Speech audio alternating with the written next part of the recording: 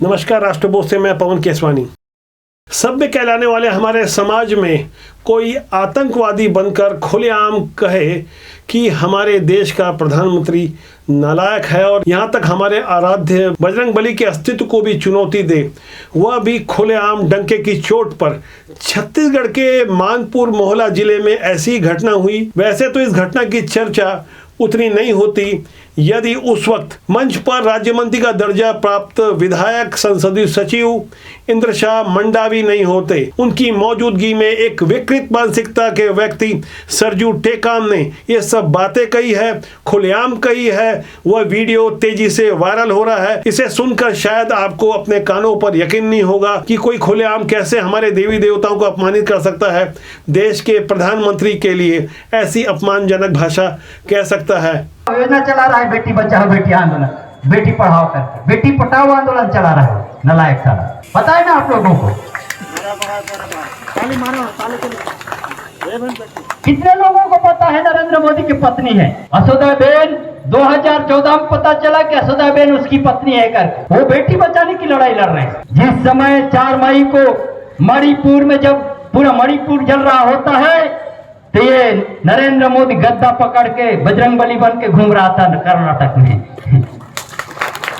कर्नाटक में मैं तो अभी भी नरेंद्र मोदी का बोल रहा हूँ, मोहन भागवत का बोल रहा हूँ। तुम्हारे बजरंगबली में इतने औकात है तो साला बेटी बहन को इज्जत बचा के दिखा। आपने गौर किया होगा उस वक्त तालियां भी बज रही थी, भले ही सीमित मात्रा में लोग तालियां बजा रहे थे। ये वही सरजू टेकाम है जिसने 2 साल पहले सावन के महीने में मानपुर मोहल्ला में कावड़ यात्रा रोकी थी। सैकड़ों आदिवासी जिस वक्त ग्राम गोटा टोला के ढोकला से जल लेकर कावड़ यात्रा निकालकर पवित्र तीर्थ पाटेश्वर धाम जा रहे थे, तब सरजू टेकाम और उसकी गैंग के लोगों ने बकायदा भाले और फरसे लेकर यात्रा को रोका था। और उस वक्त जो विवाद खड़ा हुआ था उससे पहले भी ऐसी ही आपराधिक गतिविधियों में यह व्यक्ति रहा है। ये वही सरजू टेकाम है जिसने मानपुर मोहल्ला में कुछ दिन पहले ही माता दुर्गा की प्रतिमा को खंडित करवाने काम किया था, प्रतिमा का अपमान किया था, उसे जलाया था। उसके विरुद्ध तमाम थानों में शिकायतें हैं, पहले भी कई बार गिरफ्तारियां हो चुकी है। इसके अलावा बालोद जिले के डोंडी इलाके में स्थित जामड़ी के पवित्र तीर्थ पाटेश्वर धाम में पशुओं की जबरदस्ती बलि देकर आदिवासियों को भड़काने की कोशिश की थी। बार बार यह समझाने की कोशिश की थी कि आदिवासी हिंदू नहीं होता। इस तरह की विवादित भाषा बोलने वाला व्यक्ति सरजू टेकाम आज भी स्वतंत्र है और उसका मनोबल इसलिए बढ़ा हुआ है क्योंकि उसका साथ स्थानीय जनप्रतिनिधि और सिस्टम में बैठे हुए लोग देते हैं। अब मौजूदा विवाद में उसने खुलेआम आरएसएस, विश्व हिंदू परिषद और बजरंग दल को प्रतिबंधित करने के आह्वान के साथ भाजपा के नेताओं को आदिवासी क्षेत्रों में घुसने पर काट डालने की बात कही है। ऐसी बातें खुले मन से ये व्यक्ति जिस वक्त कह रहा था तब विधायक और संसदीय सचिव की मौजूदगी में तालियां बज रही थी। मैं तो आज ऐलान करने वाला हूँ, चुनाव में अगर भाजपा वाले आदिवासी क्षेत्र में घुसे तो ही काट डालो, वही काट डालो, उसको नंगा करके वहां से भेजो। उसकी जिम्मेदारी मैं लेता हूँ, सरजू टेकाम ले रहा है, समझे? मैं 21 सितंबर 2021 को माननीय मुख्यमंत्री के सामने शाम को 6 बजे बैठ के बोला था, आरएसएस, विश्व हिंदू परिषद और ये जो बजरंग दल है ऐसे संगठनों को आदिवासी क्षेत्र में प्रतिबंधित कीजिए करके। लेकिन पता नहीं विधायक जी भी और मुख्यमंत्री जी भी रामायण प्रतियोगिता करा रहे हैं। क्यों विधायक जी? खुद को कानून से ऊपर समझने वाला सरजू टेकाम जिस वक्त लोगों को काट देने की बातें कह रहा था, हिंदू देवी देवताओं के लिए अपमानजनक शब्दावली का इस्तेमाल कर रहा था, उस वक्त उसके बगल में जमीन पर बैठे विधायक इंद्रशाह मंडावी ने उन्हें न तो रोका न ही टोका, बल्कि वो उस वक्त मुस्कुरा रहे थे। कुछ ऐसे हालात थे।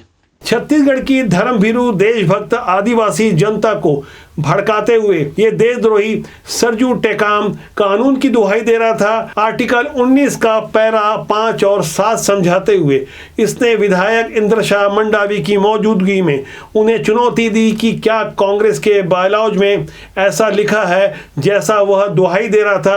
कानून की गलत व्याख्या करते हुए सरजू टेकाम जो कुछ कह रहा था, उनकी बातों को आप गौर करें, उसके बाद हमें समझना होगा कि कानून की गलत व्याख्या किस तरह से की जाती है। सर्वधर्म वाली बात ही नहीं है। आदिवासी क्षेत्र में कहेगा सर्वधर्म, या शेड्यूल एरिया है। आर्टिकल 19 के पैरा 5 और 6 में स्पष्ट है कि आदिवासियों की बगैर सहमति से आप कर नहीं सकते। आपका सरकार है मतलब आप कुछ भी कर सकते हैं। यही बोल रहा है इस देश में है। पढ़ो, संविधान पढ़ो। रामायण में कहाँ लिखा है आदिवासियों को ये कानून मिला है, वो कानून मिला है? कहीं लिखा है क्या? कांग्रेस के बैलाज में कहीं लिखा है क्या? कहीं नहीं लिखा है। लेकिन भारतीय संविधान में लिखा है आर्टिकल 19 के पैरा 5 और 6 में कि आदिवासी क्षेत्र में वो आदमी नहीं घूम सकता, वो आदमी स्थायी रूप से नहीं बैठ सकता जो आदिवासियों के धर्म, संस्कृति, उनके रीति रिवाज को ठेस पहुंचाता। या तो राजीव टांडे जैसे लोग सारे गुंडागर्दी करने आ जाते हैं, कवर्धा से बुलाते हैं, रायपुर से बुलाते हैं आरएसएस वाले, उसमें सब आप लोग सक्षम नहीं।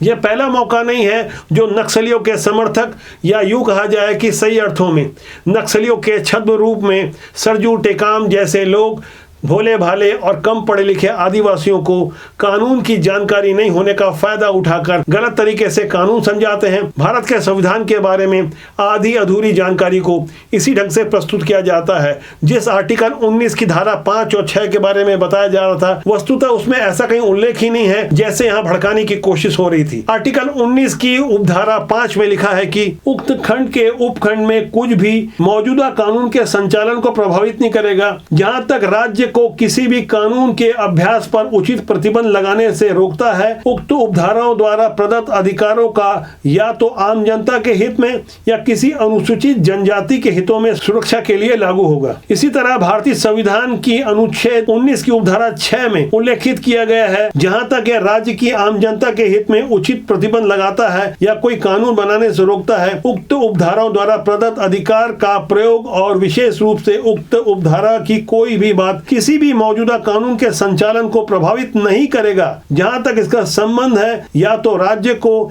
इससे संबंधित कोई भी कानून बनाने से नहीं रोकेगा। साथ ही इसमें पेशे और अभ्यास और व्यवसाय को लेकर व्याख्या की गई है। साथ ही राज्य द्वारा राज्य के स्वामित्व नियंत्रण वाले निगम किसी भी व्यापार, व्यवसाय, उद्योग या सेवा के संचालन चाहे वो कोई भी नागरिक पूर्ण या आंशिक रूप से बाहर रखने के बारे में व्याख्या की गई है। यानी आर्टिकल 19 में ऐसा कहीं नहीं लिखा गया है कि आदिवासी क्षेत्रों में कावड़ यात्रा नहीं निकाली जा सकती या किसी भी धर्म या मजहब की पूजा पद्धति नहीं की जा सकती। जब ऐसी तमाम बातों के अलावा खुले मन से डंके की चोट पर कानून की गलत व्याख्या करते हुए कोई व्यक्ति इस तरह की बातें करता है, लोगों को भड़काता है, उसके लिए राष्ट्रीय सुरक्षा कानून यानी एनएसए लगाए जाने का प्रावधान है। लेकिन किन्हीं भी कारणों से ऐसे तत्वों को यदि प्रमोट किया जाता रहेगा तो जाहिर तौर पर यह आगे चलकर नासूर हो जाएंगे।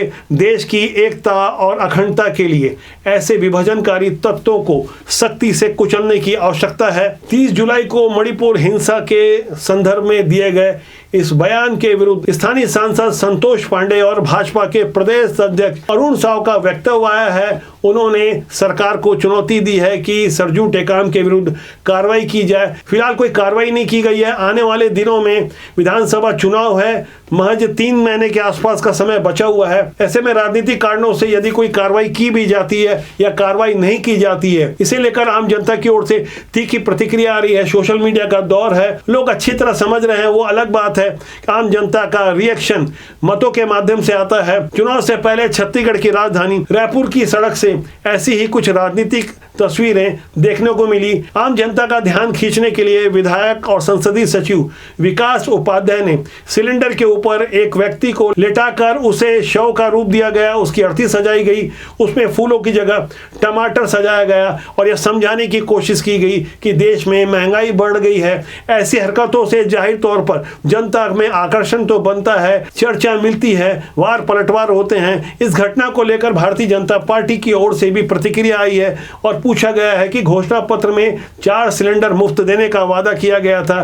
कांग्रेस हो या भाजपा, महंगाई एक संवेदनशील मुद्दा है। इस विषय पे यदि वास्तव में कोई जनता की हितों की रक्षा करता है या उनकी बात सुनता है तो इस तरह के प्रदर्शन से पहले खुद के द्वारा किए गए प्रयासों का लेखा जोखा प्रस्तुत करना चाहिए। जनता के हितों से कोसों दूर राजनीति की सुचिता के लिए, साफ सुथरी राजनीति के लिए हमारे जनप्रतिनिधि खुद का परफॉर्मेंस बहुत सही तरीके से प्रस्तुत नहीं कर पाते हैं। जागरूक जनता को चाहिए कि राजनीति में अच्छे लोगों के प्रवेश होने पर उनका स्वागत करे या अपना भरपूर योगदान दे, क्योंकि राजनीति बुरी नहीं होती।